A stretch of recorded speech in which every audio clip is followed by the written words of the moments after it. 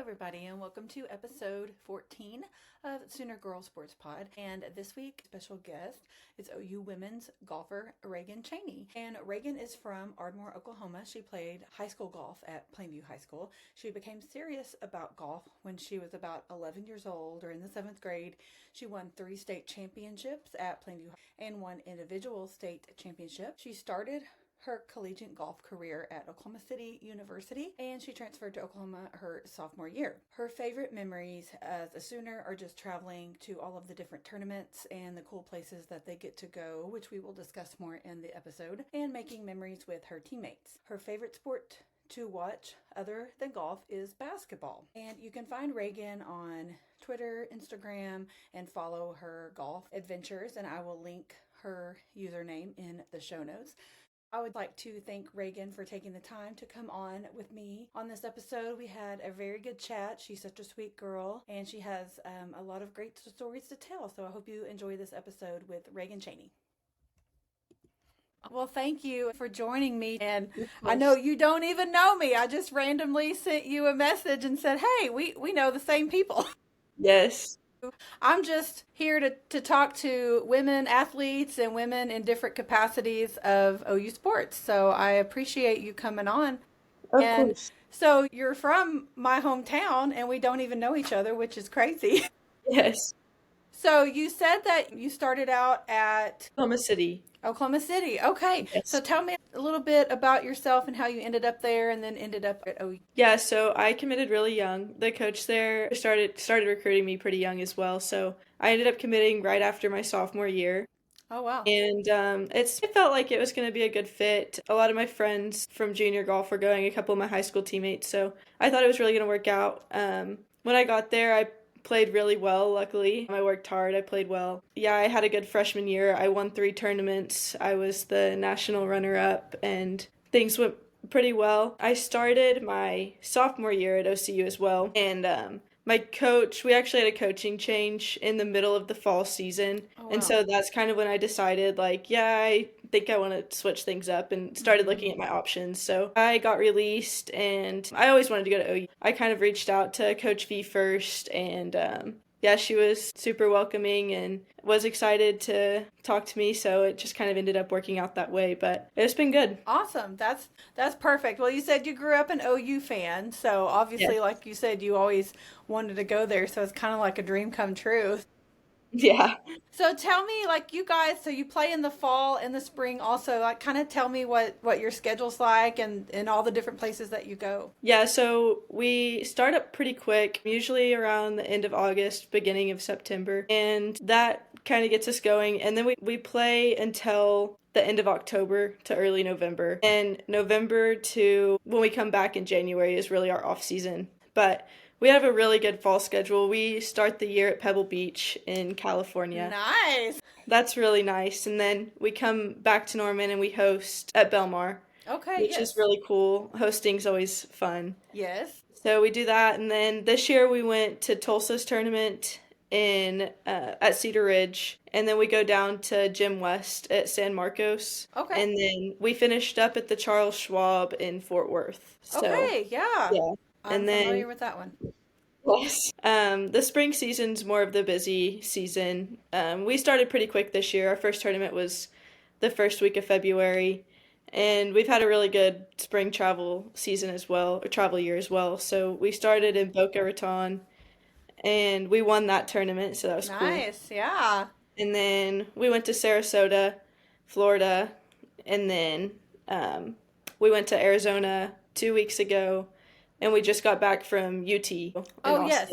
Okay. Yeah.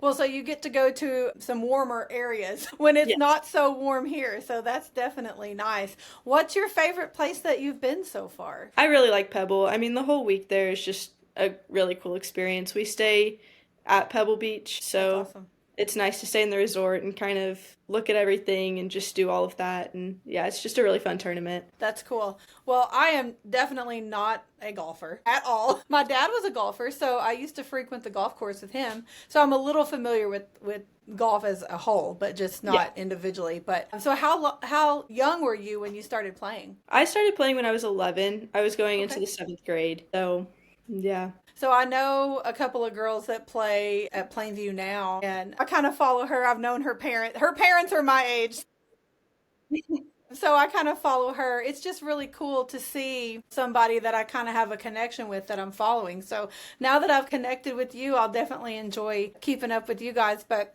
so y'all had a good spring break down in Austin, and Yes.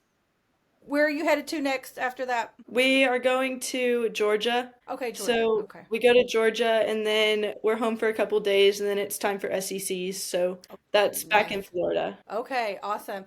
Well, this being the first year in the SEC, how does that compare to any previous experiences or conferences that you've dealt with? Yeah, being in the SEC is really cool, but mostly for golf, like our regular season doesn't change a whole lot.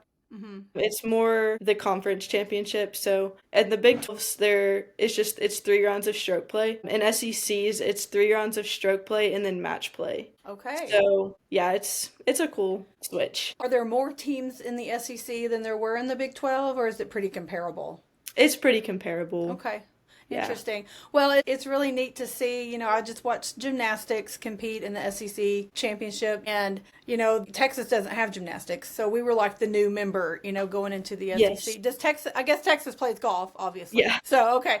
Well, anyway, it's just been kind of interesting to see how we've integrated in with all the different sports because everything is so different. So that's Yeah. neat. So you go to Georgia next. When do you go to Georgia? We leave for Georgia April 5th or Oh, April okay. 6th.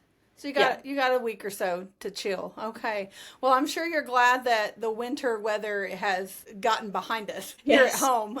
Very grateful. What do you do like if it's cold or wet or icy here in Oklahoma? How do you go about that for practice and things? So we just got a brand new indoor facility Okay. and that has 6 hitting bays that open up out to the range. Oh, And then nice. it has a simulator and then it has a big putting green and a putting lab. So when it's really Okay. cold or rainy, we go in there. Is it like similar to a Top Golf type setup or Kind is of like it the kind of hitting bays, kind of. It's just all on the one level. Yeah, okay.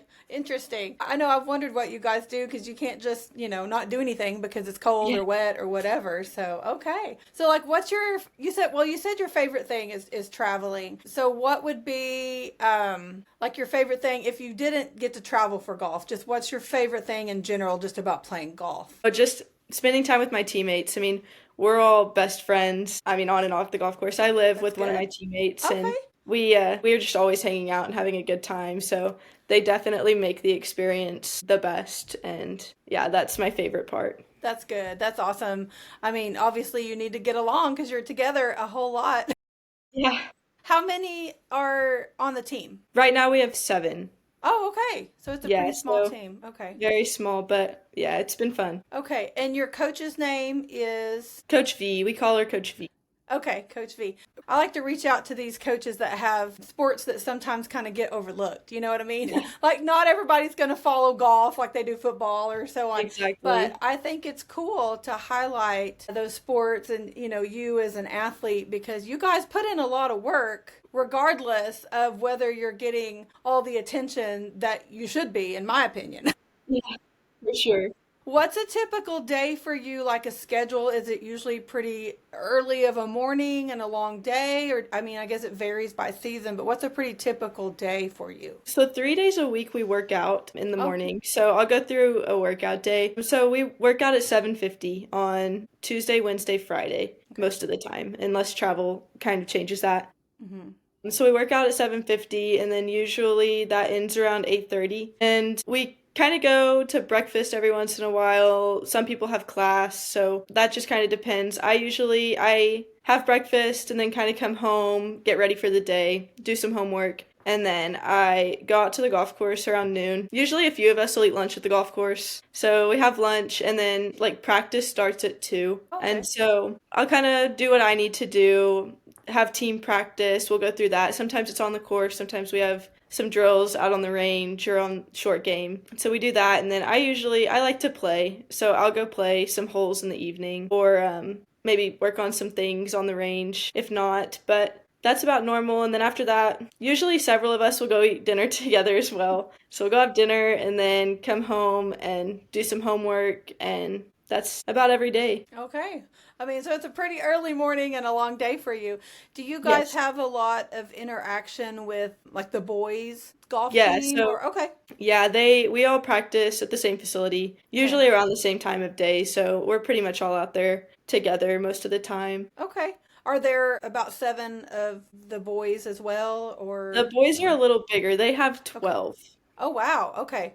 Yeah. Okay, so I follow you guys on social media, and I have, because if OU plays it, I follow it. But again, I'm not like super familiar and up to date in my brain, just keeping up with everything. So, how are you guys looking right now, like with your standings so far in the season? Like, are you pleased with how you guys are performing? Yeah, we've been playing pretty well. We won our first tournament this spring, and the rest we finished in the top 5. So, pretty solid year so far. We're a pretty salty group. So, I think that moving into the postseason, we'll play pretty solid. I have faith in my teammates. So, Awesome. um, yeah, I think that we should have a solid into the year. We're hosting Good. regionals too, which is nice. That's awesome. When is Yeah, that? that's the beginning of May. Beginning of May. Okay. Okay, well, that's awesome that you guys are getting to host because Yes. that'll make a big difference. And so, what's the next step after that? If you guys win and progress on, where would you go next? Do you know yet, or So how's if that we determined? qualify at regionals, so the top 5 teams at each regional site go to nationals, Okay, and that's in the middle of May. okay, So yeah, if you get top 5 at regionals, you're going to nationals. awesome. Is Yeah. that a predetermined location, or do you know yet where that will Yes, be? that's in California. Oh, nice. Okay. All right. So the next month or so, you guys will still be, trying to qualify and make it through your regionals. Okay. Well, I'll have to watch and see where you guys end up. Yes. How does it work, like for somebody that wants to come be like a spectator? Is it like what you see on TV at a professional tournament? Like people can just kind of line around the hole and Yeah. okay. So for us, it's free. I mean, anyone can come watch. So they just kind of walk the holes, and you can come just stand anywhere around, really, and just watch us play. Okay, cool. Good to know. I don't know if I would be a good candidate for a golf spectator because I'm usually not very quiet. That's all right. But I mean, if you guys once you've hit it in the hole, like you want everybody to cheer for you, like hey, Yeah. I hit Yes. hit par or whatever. So yeah, so that's another thing that I try to understand. But the scoring has always confused the heck out of me. Was that something that was hard for you to learn, or did it just you just kind of picked it up naturally as throughout the years? It, it wasn't too hard for me to learn. So my dad's a golf pro, so I kind of Okay. always grew up at the golf course. But as you're playing, that's something that just kind of you pick up pretty quickly because it's just like a normal part of golf. Yeah. So for people playing, it's a little bit easier. Everyone that I've talked to that doesn't play golf, that's what confuses them the most. I know what par is, an under par, over par, but the Yes. birdie and bogey and what are the other ones? Eagle, and then Eagle. Okay. yeah, a hole in one. Hole in one, But yes. yeah, so basically a birdie is one under like the hole's par, and a Hmm. bogey is one over the hole's par, and then you can have like a double bogey, a triple bogey, Oh and that's gosh. just basically 2 or 3 more over the par. Okay, interesting. That would definitely confuse me. Yeah. Like I said, I grew up going to the golf course with my dad, but I didn't really ever try to learn it, so I have no clue. But I used to try to help him, keep score on the scorecard and everything. And I Hmm. remember he kept a golf ball that he had hit his lowest score ever, and it was a 68. And he was so proud. He wrote with a Sharpie on the golf ball 68 and kept it. And I actually still have it. My dad's since passed away, but I Yeah. still have that golf ball because he was so proud of it. That's awesome. So, what's a typical score range for a golfer on a typical day? I mean, normally just somewhere around par, a couple under, a couple over, give or Yeah. take, but yeah, I mean anything around par is pretty typical. And every course is different with whatever par is. It just kind of Yes. fluctuates depending on where you are. So, what's the hardest course that you've ever played? Well, the hardest course, UT played pretty tough. The conditions were pretty hard, but Was it windy down there? it was extremely windy. Okay. Yes, extremely. Um, Man, that's a tough question. Man. Or on the flip side, what would be the easiest course that you feel like that you've played? That's also a tough question. I would say the hardest that I've played recently was UT. Just the conditions that made things tough. That makes sense. But then on like the flip side, there are some days, a lot of it's condition based, I think, That because makes some sense. days like I'll play a course that would be a little bit easy on the easier side and it's playing really hard. Hmm. And then some days it'll be playing super easy. So it really just depends. That makes sense. Like, obviously, playing in the wind would be difficult, Yeah. especially if you're hitting against it. That would totally make sense. Yes, and So, sometimes okay, the greens will be fast and firm, and that makes things a lot trickier. that makes sense. Okay. So, what would be your advice to someone who wants to play golf at the level that you're at, like at a collegiate level at a D1 school? What would be your advice to someone that's maybe getting started at an early age? I would say at an early age, just have fun, see if you love it, Hmm. because I think loving golf is a big part of being good. I mean, it takes a long time and you spend a lot of time practicing, so it's a lot easier to practice something you love doing. And that's what I would say is just if you love it, then you're set. That makes sense. I mean, like you said, you spend a lot of time, it becomes your life. Yeah. So, yeah, you better enjoy the golf course or you're going to be miserable. Yes. Yeah, I love the golf course. I could spend all day there, but I think my typical, if I say, oh, this is good golf weather, a typical day would be, in the States when it's sunny and not too windy. And like it's one of those days like patio weather, like you yeah. enjoy being outside. If they could all be like that, it sure would be nice. Oh, yes, it would be brilliant. So you said that you won 3 state team championships Yes, at so I Plainview. won, yes, at Plainview. We had one, my junior year was canceled because of COVID. So Yeah. we won 3 for 3, which was pretty cool. That's awesome. That's Yeah. that's really good. So where did you play the state championship at? So my freshman year was at Lake Hefner in Oklahoma City, Okay. and then my sophomore and senior year were at Westwood in Norman. Oh wow, okay. Yeah. COVID. It sure Yeah, did affect a lot, didn't it? So what it year did you did. graduate? I graduated in 2021. 21. All right. Well, at least you got your senior year to be somewhat normal, I guess. Yes. Okay, so going forward after this season, do you have one more year of eligibility left or Right now, I'm a senior, so we're okay. still kind of waiting to see on if I do have another year, but yeah, just kind of playing it by ear, Yeah. Okay. going with the flow. So what's kind of your goals after when your time does come for So I graduation? kind of created my own major in a way.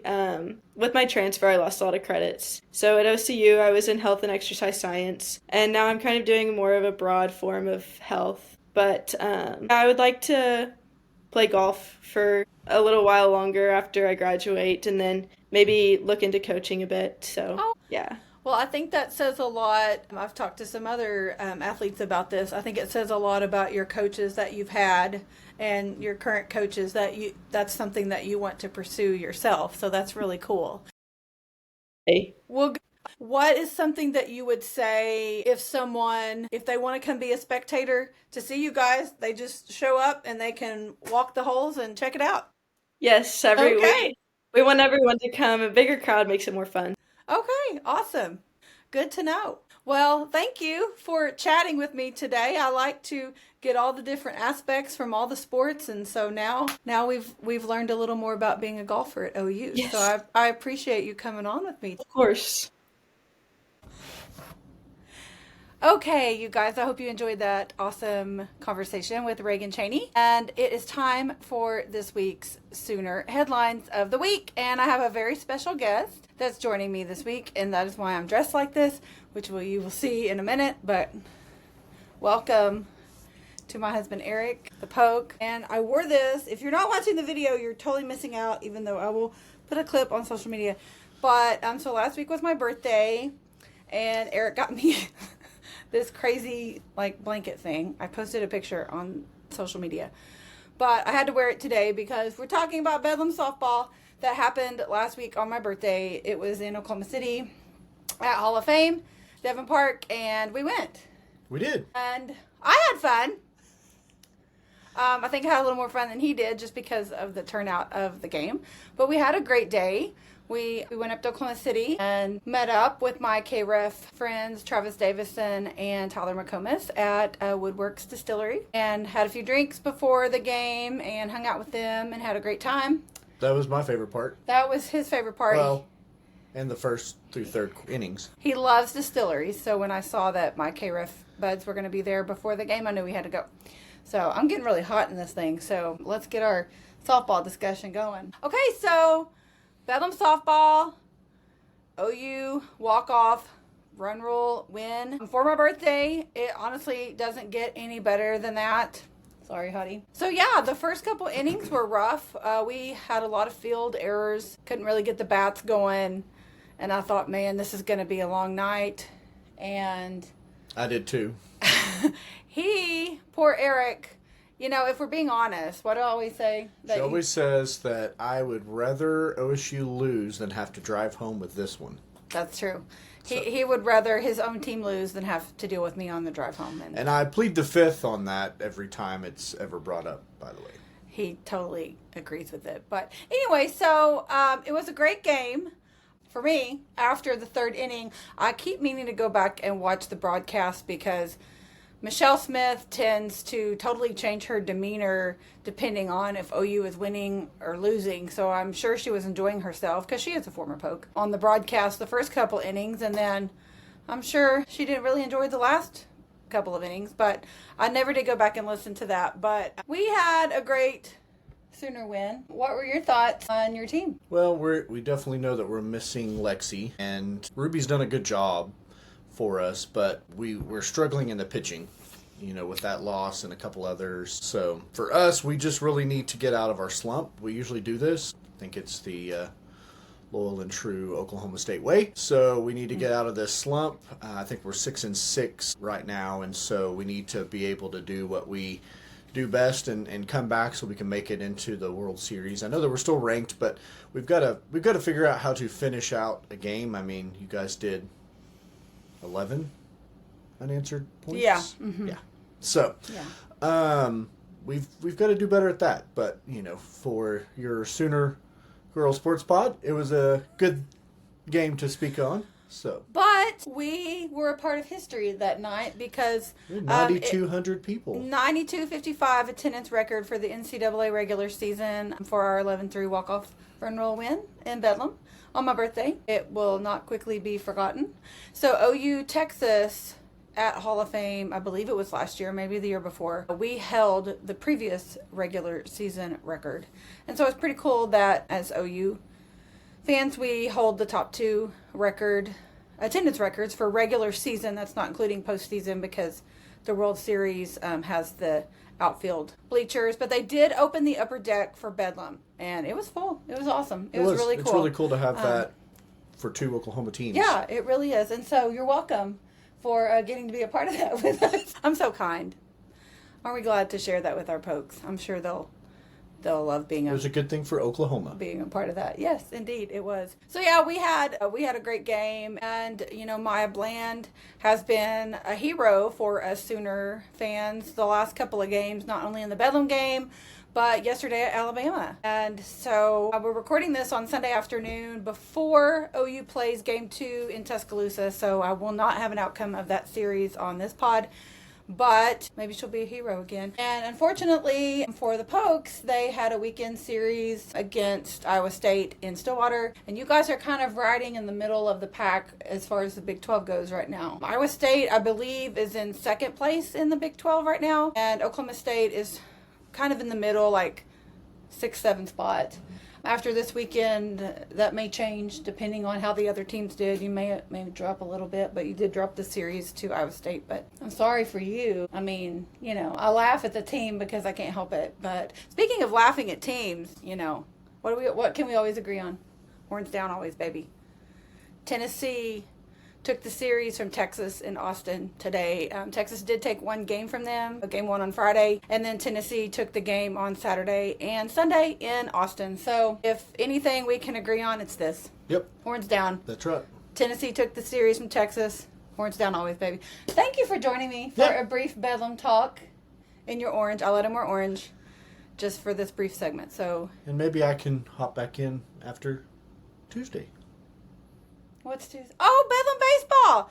Yes. Okay, so by the time this episode drops, we will have attended Bedlam baseball, which is in Stillwater on Tuesday night, the 15th. So, yeah, maybe next week you can hop back on and do a little Bedlam baseball recap. Yep. Sounds great. Awesome. Okay, thanks for joining me. I'm going to take off this sweatshirt and I'll be right back. Okay, I'm back. I'm covered in fuzzies from my hoodie, but I just felt like it was only appropriate for me to wear that, considering we were talking about my birthday and the Bedlam win, and I made my husband come on and sit here so I could make fun of him for a couple minutes, but wasn't it fun? So a little more on my end from Bedlam softball last week. So it really was a cool day. Again, shout out to my friends Tyler McComas and Travis Davison from KREF, who broadcasted at Woodwork Distillery that day, and they gave me some awesome goodies. For my birthday, you may have seen it online, they gave me an OU baseball growler, a couple of OU baseball glasses, and a super cool autographed Skip Johnson baseball, SEC baseball. I already have it in a little case on a shelf over here. So I'm very thankful to my sweet friends for making my birthday special that day. And again, it was really cool to be a part of history and that attendance record that day, and 2 Oklahoma teams just battling it out and representing the state, and just being a part of history just for women's sports and propelling the sport of softball in the world of sports is just a very special thing to be a part of, and that was super cool to get to do that. We had 2 incredible at-bats in 2 innings from Maya Bland. Again, like I mentioned earlier, she's really done a lot the last couple of games to help us win. And we had an 8-pitch walk that led to a 2-run third inning with Cassidy Pickering's 2-run homer, and then we had a 3-run home run to take the lead in the 4th, and we ended up scoring those 11 unanswered runs in Bedlam and took the game in 5. So again, shout out to my husband for being a good sport, because y'all all know that I wouldn't be that good of a sport about it, but he really is. And it was an excellent game, and Sooner ladies, we just do what we know that they always do. They answered, they got punched in the teeth, as Kinsey Hansen said, and they came back and played, and they just showed up. And that's kind of what happened in Alabama in game 1 of that series in Tuscaloosa. They were down 1-0 going into the bottom or the top of the 7th, and they just came out, and Sam Landry pitched a gem and got them set down. We got back up to the plate, and Maya Bland hit a home run, and off we go, and we ended up winning that game in the 7th inning. It was incredible. I do anticipate this series will be one for the books. I'm hoping to take game 2 today so we can secure the series in Tuscaloosa. We do not have a midweek game coming up this week for softball. They come back from Alabama. It's a Saturday, Sunday, Monday series, so game 3 will be on Monday. It will be completed by the time this episode drops, and then they have Mississippi State at home next weekend. Game 1 on Friday night is at Devon Park Hall of Fame Stadium, and the games 2 and 3 will be at Loves Field in Norman. So we will be glad to welcome back Samantha Ricketts, the head coach at Mississippi State, who is a former Sooner softballer. So I'm sure that they will do something special for her, and maybe Tyler McComas will even have her on his podcast Diamond Envy this week as his special guest. I can't wait to see. Again, I just want to give a special shout out to Sam Landry, who is 12-2 on the season. She earned that Bedlam win. She only allowed 3 runs on 5 hits and 4 strikeouts. Pickering and Bland hit home runs. Parker went 3 for 3 with 2 RBIs, and we just rallied in that run rule win. Ella Parker is just really showed out at the plate in the last several games. After she had that grand slam at home just a little over a week ago, every time she's come to the plate, she's hit RBI doubles. She's 3 for 3 with a pair of RBIs at the plate. For the second time in 4 days, Maya Bland delivered the home run. And this team has just really been fun to watch. You know, just kind of when we felt like they were in a slump, they've really come back out and showed us what they're made of. So on to football. This past week, we heard the devastating news of the death of Patrick Fletcher, who is a former Sooner quarterback in 1998 through 2000, and he was the quarterback when I was in college at OU, and he was a member of the 2000 championship team. I have not heard the cause of his death revealed yet, but it's still so sad to hear someone of that age, you know, he was around 45, 46 years old, to lose their life. And so the OU community, J.D. Runnels, Bob Stoops, and several other former players have sent out their condolences on social media this past week for Patrick Fletcher. And again, we don't know a cause of death for him, but it's just a super sad thing to hear for Sooner Nation, to hear the passing of Patrick Fletcher. Giovanni Gibson did have an injury earlier this week in spring practice, and I don't know about y'all, but the wide receiver core, we've just really struggled, and I just couldn't help but think, are you serious? Like, here we go again with the wide receiver injuries. Like, we cannot do this again. Like, what are we doing? But he was present at the Crimson Combine yesterday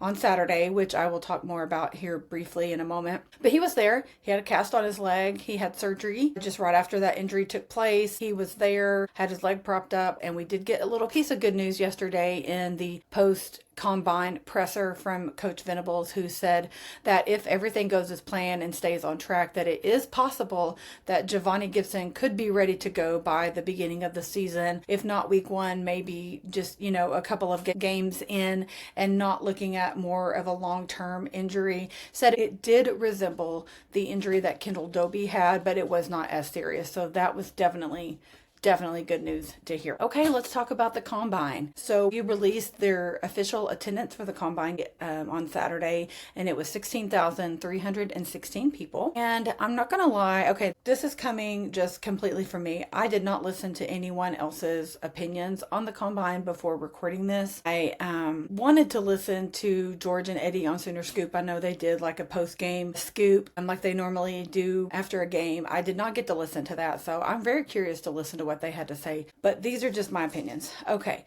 so just from someone who, I've never attended any sort of practice or anything before, and so I didn't really know what to expect. Of course, I've all seen the videos and everything on social media, but didn't know what to expect going into the Combine. So, we get there, the gates open at noon, the Combine started at 1 technically, and they were running drills and doing things. There were some action as far as getting to see John Mateer throw some passes and some good catches, and seeing him connect with Deion Burks was really a sight for sore eyes, if we're being honest. That was something that really just made me a little excited for the fall to see that on the field. And anytime I get an opportunity to go into the football stadium, I'm not going to turn it down. I don't care what they're doing. So I didn't know what to expect, like I said, going in. And I think that some people may have been a little bored with the drills because, it's just kind of difficult to get into it when there's not a lot at stake, I guess, so to speak. And you're trying to watch and see what's going on and see, what we've got on the table, but they're also not putting a lot out there. And so it was nice to see some of that action where we saw the connection between John Mateer and Burks. And it, like I said, it was definitely a sight for sore eyes. So I was very glad to get to see that. It was a really cool time. I'll put some photos up here on the video for those of you watching. If you're listening on the podcast app, you can head over to any of my social media accounts at Sooner Girl Pod, and you can see the photos. I went down on the field and got a whole poster full of autographs from many of the players. I can't even begin to name them all because I'm going to forget, but Deion Burks, R. Mason Thomas, John Mateer, Taylor Rhyme. But I stood there in line and held my little poster out, and they were just coming by and signing. And they were also kind, also grateful for our support and our attendance for the Combine. And I was able to snap a selfie with John Mateer. So that was really cool. He was so sweet. And again, I'll post that up here on the video for those of you watching, and you can catch those on my social media if you would like to see them if you're listening on a podcast app.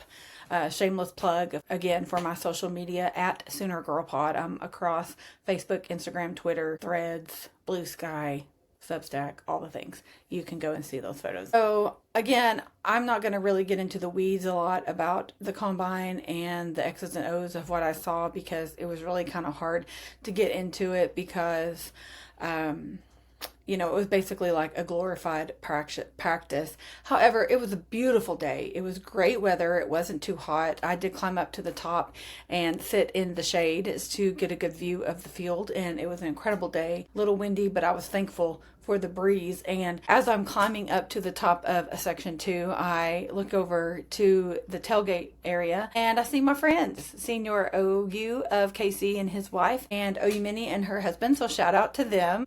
Senior did come up and say hello to me and Eric. Again, I took a photo with him, so I will put that up on the video for anyone who wants to see it, and it's on my social media. He is such a nice guy. I have met him and his wife and OU Minnie at a softball game a few weeks ago, and then again at a baseball game, I believe, and another softball game with OU Mini last week, and they are just so kind. They're such good people, so I am thankful that they recognized me from social media and said hello and gotten to get to know them. So shout out to them. Our men's basketball, it's been an interesting week. We have 5 Sooners that are set to return next season who made an announcement on social media this past week. A couple of those obviously were not a surprise, but the portal has been active, and like I've talked about in the last couple of weeks, we've lost some, but we got 2 great catches from the portal this past week that I'm very excited about. So our 2 players from last season that played that are coming back next year on the roster are Dayton Forsyth and Mo Wegg. We have 2 injured last season, Jeff Nwanko and Jaden Jones. I apologize if I just butchered that name. But those 2 guys were injured last season. They did not get to play, but they are coming back to OU. They officially announced on social media this week. We do have 1 redshirt, Kual Atak. He's a forward, and he announced also that he's coming back next year as well. And from the portal this past week, we got Tay Davis from Notre Dame. He was number 3 availability at the time of his commitment, according to 247 Sports. So pretty exciting about that. Seems like a great catch.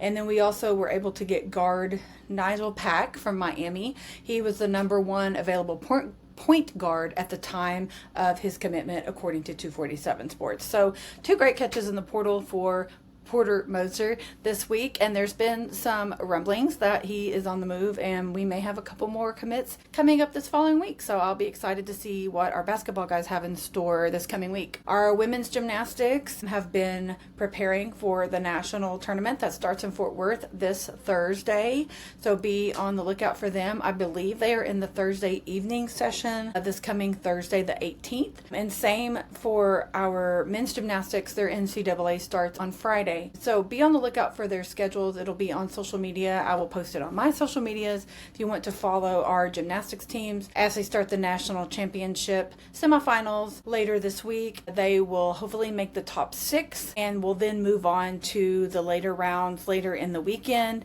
and be able to compete for the national championship. So fingers crossed, and Boomer Sooner. Good luck to Mark Williams, who was on the show last week, the men's gymnastics coach. Such a sweet guy. Just truly one of the best humans. Amazing coach. If you missed that episode last week, I highly encourage you to go back and listen to it because he was so much fun to listen to, and he's an excellent coach. It was just great to listen to his stories and talk about the guys, and especially good timing with them heading into the national championship to get a little more and visit on the gymnastics team. Our baseball boys, they got throttled in their midweek by DBU this past week at home, which sadly was kind of expected, but they were coming off of a rough week last weekend with LSU, but they have totally redeemed themselves this weekend at home with Vandy, a Friday, Saturday, Sunday series. They are in the middle of game 3 right now. As I'm recording, I don't have an outcome of that, but they won Friday night and they won Saturday. So we have secured the series win over Vandy.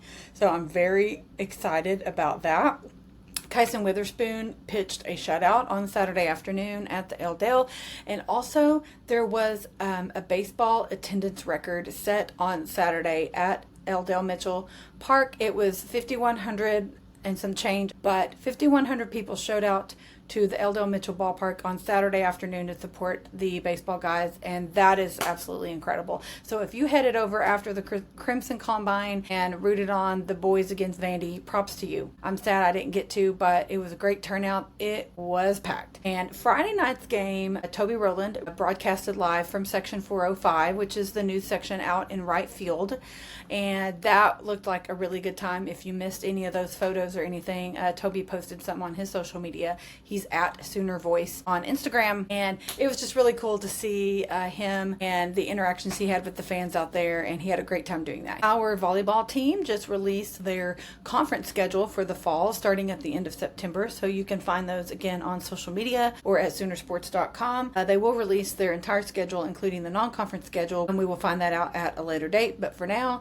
conference schedule's out if you want to check that out. And I wanted to give a little shout out to Lydia Martin. She is a former OU OU volleyball player. She has now gone pro with the Indy Ignite. And I had messaged her and was like, hey, I would love to have you on the pod sometime. Just let me know if you're interested. And she said, I would love to come on the pod, but they are going into their championship part of the season. And so she's going to be a little tied up for another month or so. So we're going to touch base in about a month or so and hopefully try to connect with Lydia. But if you don't follow her on social media, you should look her up. Indy Ignite is the volleyball team that she plays for. It is so fun to watch. Since I've started doing the podcast, I've really tried to keep my eye on those athletes and those sports that often get overlooked or just don't get the attention that they deserve. And volleyball is one of those. And I've just tried to invest myself in following those athletes and seeing what they're doing and where they're going and how the team is doing and just following them and becoming familiar with the players. And it's been so cool to see. And I watched Lydia when I first started the podcast, started following, I watched her, get the call and get drafted to this indie team and start playing with them. So I've seen a few clips over her season with them and it's just really cool. So I'm really hoping it works out to have Lydia on the show here in another month or so. But if you are a volleyball fan or just wanting to involve yourself with those more low-key sports that don't get a lot of attention, I highly recommend give her a follow on social media and check out the volleyball schedule for our Sooner ladies that start later this fall. Track and field did not have a meet this week. They are back on the road next week in Texas. Our rowing is headed to Florida for the Big Ten Invite next weekend. Our tennis women had won 5 matches in a row. They have Senior Sunday today. Again, I'm recording before the results of that have been finished, but they do have the SEC Championship later this week. Our men lost at Vandy yesterday on the road, and they also have the SEC Championship on the road later this week. So be checking social media to follow those sweet guys and gals of our tennis team who start the SEC tournament later this week. For golf, our women took home 5th place in the Liz Murphy Collegiate Classic, and our individual golfer, Audrey Risher, took home the title at the tournament this past week. And up next, they have the SEC Championship, which begins on the 14th. So by the time this drops, that will already be in progress. And so a lot of these spring sports are nearing the end of their seasons. Track and field, tennis, golf, even rowing. So if you are wanting to keep up with those teams, it's not too late. They still have their postseason runs coming up. And so I hope that you will go and follow these teams on social media and just give them a shout, give them a follow, and just keep up with them as they go through their postseason, because it's going to be entertaining to see how far they all go in their postseason. And we're wishing them all the best of luck, including our men's golf team. They are in the hunt right now for a team and an individual title at the Aggie Invitational. They were in 2nd place when I looked before I started recording, but again, that's still in progress as I am recording this on Sunday afternoon at 3 o'clock. So I'm going to end today's show with not one, but 2 Sooner fun facts. And I have to share the first one. I did share it on social media earlier this week, but it was just too good not to throw in here on the permanent record on the recording. But on Wednesday, April 9th, that was my birthday, Bedlam softball day. And this was the Sooner fun fact on my calendar for the day. For that Wednesday. It was on this day in 1975, the OU softball team collected its first ever victory in program history, and it earned a win over, you guessed it, Oklahoma State. I just thought that was too funny that their first ever win was against OSU on April the 9th in 1975, and then we turned around and beat them again in a walk-off run rule win for my birthday in 2025. Can't beat it, people. Can't beat it. And for my official Sooner Girl Sports Pod fun fact of the week, the Sooner wrestling team was the first program in OU athletics history to win a national championship, and they did so in 1936. So I would like to thank you guys so much for pressing play and listening to the pod today. Thank you so much for all of your support on social media and for listening to the pod. And I do encourage you to download each episode and listen to it. Be sure to leave me a 5-star review. You can do that on Apple, Spotify, and on Facebook. Please, those help me so much get seen and noticed. And if you do not follow me on social media, again, you can find me at Sooner Girl Pod across all social media. You can find everything linked, my podcast apps, social media. I even have merch available, my Substack where you can have updates delivered directly to your inbox for free. I also do have the locker room, which is available for girls for only $5 a month. We have a super fun chat in the Substack app, a chat on Instagram. We have monthly online meetings. I do giveaways for that group only. We are working on doing an in-person gathering this summer.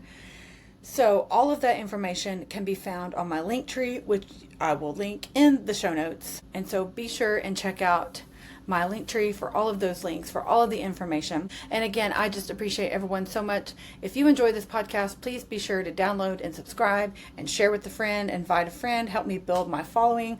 I'm trying to reach 100 on YouTube, so if you do not follow me on YouTube, please go and give me a follow and invite a friend to do so. So Boomer Sooner, everybody. Cheer like a champion this week. We've got lots going on, and I will see you next Wednesday where we talk sports.